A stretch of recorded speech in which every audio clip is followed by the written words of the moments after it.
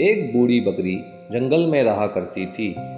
वह बहुत बुद्धिमान भी थी, परंतु बकरी इतनी बूढ़ी हो चुकी थी कि आसपास के हरे भरे घास पत्तियां भी नहीं खा पाती थी। वह अपने जीवन के आखिरी दिनों को बहुत ही कष्ट से निकाल पा रही थी।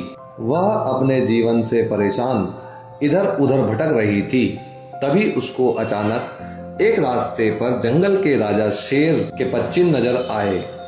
अब बुद्धिमान बकरी ने विचार किया, क्यों ना मैं महाराज शेर के कदमों में पड़ी रहूं और भूले भटके यदि शेर महाराज आ जाएं तो उनसे गुजारिश करूंगी कि हे शेर महाराज, आप मुझे खा जाएं, कम से कम आपकी भूख भी मिट जाएगी और मैं भी समझूंगी कि शेर महाराज के कुछ तो काम आई। यह सोचकर बूढ़ी बकरी शेर राजा के पदचिन्हों पर बैठ जाती है। कुछ देर बाद वहां एक चीता आता है। वह बहुत खूंखार लग रहा था और काफी मोटा तगड़ा भी था। वह भयंकर आवाज में गरज कर बोला, ए बकरी, तू यहाँ क्यों बैठी है? तेरा मकसद क्या है और तुझे डर नहीं लगता?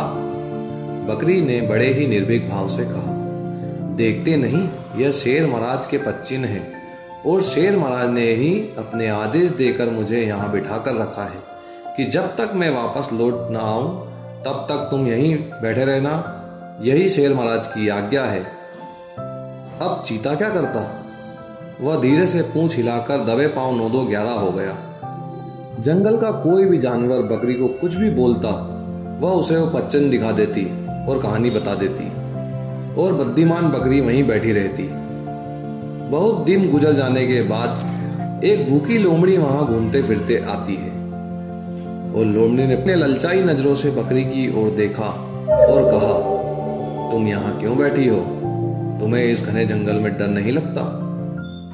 बुद्धिमान बकरी ने फिर वही निर्भीक आवाज में शांति से जवाब दिया जो चीते से बात कही थी। शेर महाराज का नाम सुनते ही उसकी पूंछ से धुआं निकलने लगता है और लोमड़ी ने पूंछ उठाकर भाग लेने में ही भलाई समझी। इसी तरह जंगल में कई प्रकार के हिंसक जानवर आए और बकरी से वार्तालाप करके अंतर्ध्यान हो गए। सौभाग्य की बात यह रही कि कुछ दिन बाद शेर महाराज उसी रास्ते से वापस आते हैं और बकरी को गरजते हुए कहते हैं, तू यहाँ क्यों बैठी है? बकरी ने बहुत ही सहज भाव से महाराज को प्रणाम किया और कहा, हे शेर महाराज, अभी तक मैं आपके ही आश्रय में बैठी हूँ। वृद्धावस्था के कारण घूमना फिरना, भोजन आदि अनेक कष्ट हुए हैं। मैं जीवन से मुक्ति पाना चाहती हूँ, अर्थात आप मुझे मारकर खा जाइए या मेरे प्राणों की रक्षा करें। अभी तक आपके नाम से ही प्राणों की रक्षा करती आ रही हूँ। पदचिन्ह आपका प्रतीक बनाकर बैठी थी और अपने प्राणों की रक्षा कर रही थी। बलवान व्यक्ति हमेशा दयालु प्रवृत्ति का होता है। शेर को उस पर दया आ गई। जंगल में शेर ने तुरंत एक सभा का आयोजन किया। सभी जीव जंतु, विभिन्न प्रजाति के जानवर सम्मिलित हुए। शेर ने आदेश दिया कि बकरी की किस्मत ही बदल गई। शेर का आदेश कौन ना माने। अब सभी बकरी के लिए फल घास खाने के लिए उसे देने लगे। बकरी को सहूलियत के अनुसार भोजन की व्यवस्था करा दी गई। कुछ ही महीने में बकरी हष्ट पुष्ट और नवयुवती की समान हो गई। वह जीवन के कठिन भरे क्षणों में परेशान हो गई थी। उसने अपनी बुद्धि का इस्तेमाल किया और उसका जीवन ही बदल गया और आनंदमय जीवन जीने लगी। इस कहानी से हमें यह शिक्षा मिलती है कि छोटी सोच शंका को जन्म देती है और बड़ी सोच समाधान को जन्म देती है।